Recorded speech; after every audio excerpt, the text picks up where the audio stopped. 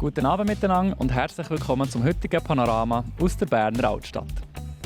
Die folgenden 2 Themen begleiten uns heute in der Sendung. Ein eiskaltes Training für die Berner Gewässerpolizei und der Beat Farni steigt überraschend beim FC Thun aus. Immer wie mehr Leute trauen sich auch im Winter in die Aare oder in unsere Seen.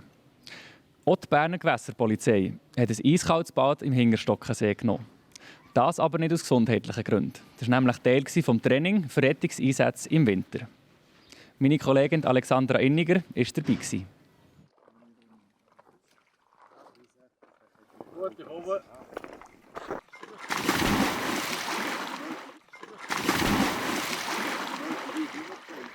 Die mentale Vorbereitung am Anfang ist sehr wichtig. Man muss sich bewusst sein, dass das Problem ist, alles unter Wasser lösen muss. Ja.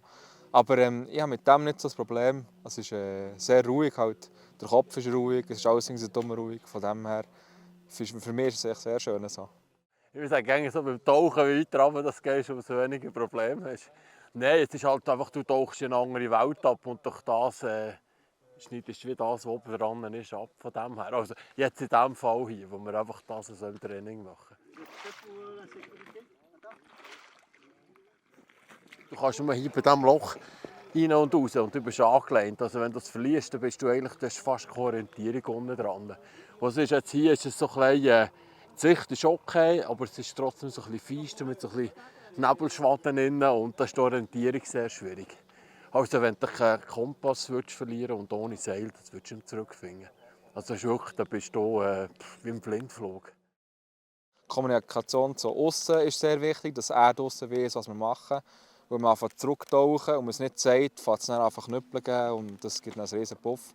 Das tut man vermeiden. Wegen dem sollte man das auch regelmäßig üben. Man muss sicher im Winter ist es sicher nicht schlecht. Wenn jetzt mal einen Eisfisch oder so da einbrechen oder einen Schlöfler, dann musst du den suchen und wenn man dann nicht weiss, wie es funktioniert, ist es nicht so super.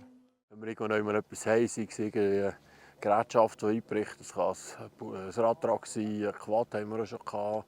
Oder halt da müssen irgendwie Menschen, die einbrechen. Also, oder Tiere haben wir auch schon gerettet aus dem Eis raus.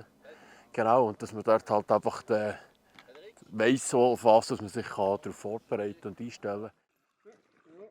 Das machst du nur, wenn man es gerne macht. Also ich sage gerne, alles was das Tauchen anbelangt, Gewässer, Wasser, das muss ich gerne haben. Das ist eine Passion. Und wenn du das nicht gerne machst, machst du es nicht lange. Dann tust du anfangen und mit der Zeit verleidet es dir oder hast Angst sogar. Und dann musst du aufhören. Man kann nicht die Leute zwingen, zum Bleiben von mir aus gesehen, weil wenn man das Wasser oder das Tauchen nicht gerne hat, dann wird es echt gefährlich. Ja. Also es ist eine Passion und man muss es einfach gerne haben. Bei schlechtem Wetter, bei gutem Wetter.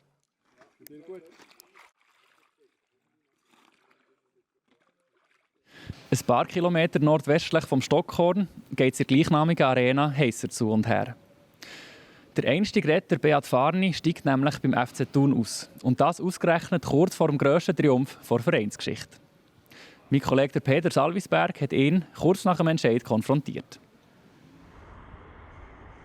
Es tut wird im Moment umgeboten, ja, es ist eine Liquiditätsgeschichte. Sie sind dran, die Aktien abzustossen, weil der Time-Tool verkaufen will. Der Deal nicht umgesetzt werden und jetzt will er Geld probieren locker zu machen und die Aktien verkaufen. Dann müsst ihr gerade lachen, offenbar. Ja, es ist auch, wie gesagt, normal. Ich habe es schon mal gesagt, die FC Thun-Aktie. Ich weiss nicht, wie gross der Wert ist. Also wenn man jemand viel zahlt, sehr gerne. Aber ich gebe es auch nicht. Nein, es ist, glaube ich,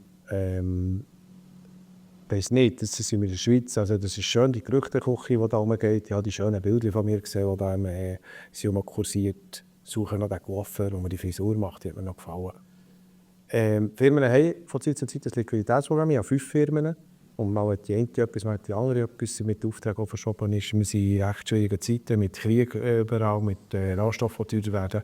Andere Firmen schieben Projekte, das hat Einfluss auf uns. Das ist Natur vor Sache. Wir haben unsere Sponsoren gleich eingehalten.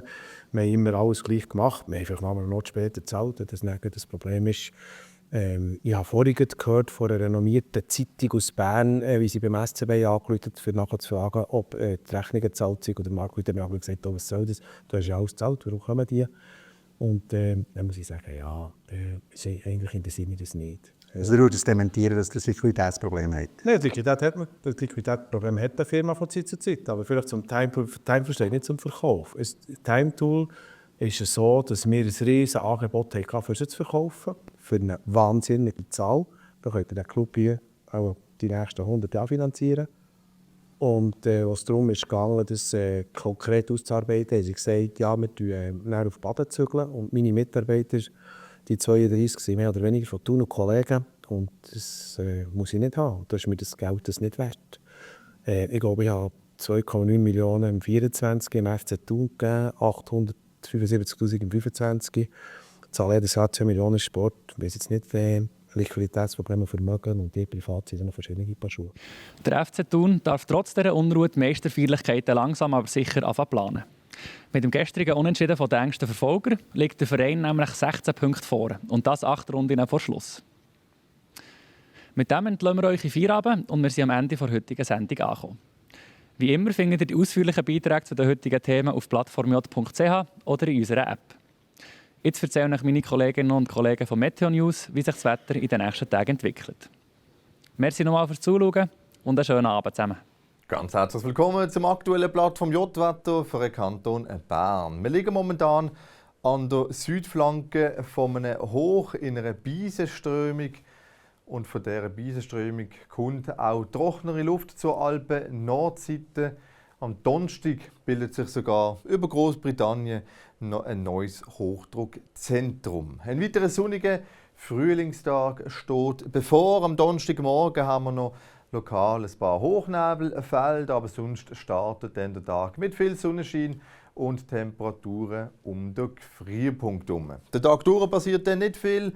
Über dem Relief, über den Bergen also, haben wir ein paar Quellwolken, aber sonst begleitet uns weiterhin ein sonniges Wetter mit Temperaturen so um die 12 bis etwa 14 Grad. Die Beise, die ist am Donnerstag dann auch nicht mehr so stark wie am Mittwoch, aber man spürt sie trotzdem noch mit Böenspitzen von etwa 30 bis 40 km pro Stunde. Auch am Freitag geht es mit dem frühlingshaften Wetter weiter. Wir haben dann aber ein paar hohe Wolkenfelder, mehr am Himmel, Temperaturen, die bleiben noch auf einem ähnlichen Niveau. Ab dem Samstag kommen wir dann in Einfluss von einem Höhentief. Das Wetter wird dann bis in die neue Woche hinein wieder wechselhafter mit mehr Wolken und wohl ab und zu auch einem Schauer. Dazu gehen die Temperaturen dann wieder ein bisschen zurück. Das war es vom aktuellen Wetter. Ich wünsche Ihnen weiterhin eine ganz schöne Woche und bis zum nächsten Mal. Ade miteinander.